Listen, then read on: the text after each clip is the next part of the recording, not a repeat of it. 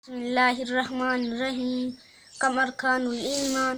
أركان الإيمان 6، وهي أن تؤمن بالله وملائكته وكتبه ورسله وتؤمن والرسل واليوم الآخر واليوم الآخر وتؤمن بالقدر خيره وشره. كم هجم أركان الإيمان روين أمنتي إيمانا أركان الإيمان روين أمنتي إيمانا 6 جها وهي سوني أن تؤمن بالله ربي تأمنوا ده تولي ربي كم أمنا ربي شريكا قبو ها أبان قبو ربي توكيتشا شريكا قبو ها أبان قبو كنما فيدو ليسا كنما ركسو ليسا يعني تأمنوا ده تولي وملائكته ملائكة ورسات تأمنوا ده ملائكة وني كم أمنا ربي أمة هنيان ربي أمة نور الرؤوم كهنيان كهنوين كإبادة إساء ملي وان براهن دلين ربي أمة كنا قبجرين تأمنوا ده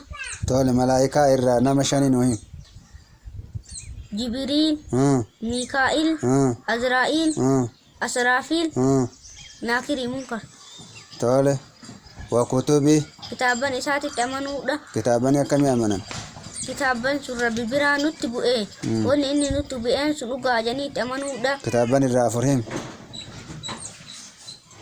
توراة إنجيل زبور فرقان كأنك كيسا كم فرقان تولي وكتب ورسولي ergamtoota isaatti amanuudha. Ergamtoota akkamii amanan? Ergamtoonni sun rabbi biraan nutti ergamanii wanni isaan nutti ergamanii sun dhugaa janiitti amanuudha. Ergamtoota irraa nama 5.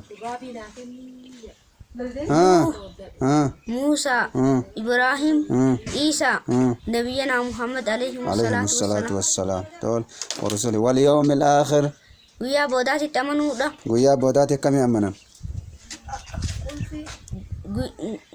Guyyaan boodaa maal? Guyyaa qiyaamaa. Guyyaa qiyaamaatti akkamii amanan? Guyyaan qiyaamaa hin dhufa. Namni khayrii dalage jannataan jazaa deeffama. Namni hamtuu dalage. Namni tole hamtuu dalage. Jahannamiin jazaa deeffama. Guyyaan akkanaa hin dhufa janiitti amanuudha. Tole wal yawmil aakhir wa tu'mina waan rabbiin namatti ergatti amanuudha. khayrihi Toltuu isaatii fi wa sharri hamtuu isaallee si'umattu natti erga janiitti amanuudha. tole akkamitti amanani hamtuu fi khayri? Yoo waan nama gammachiisaa argan rabbumattu naa hira janiitti amanuudha. Yoo waan nama naasisaa argan rabbumattu natti erga janiitti amanuudha. جزاك الله خيرا وأحسن إليك معروفا وطول الله عمرك وجزاك الله خير الجزاء والسلام عليكم ورحمة الله وبركاته.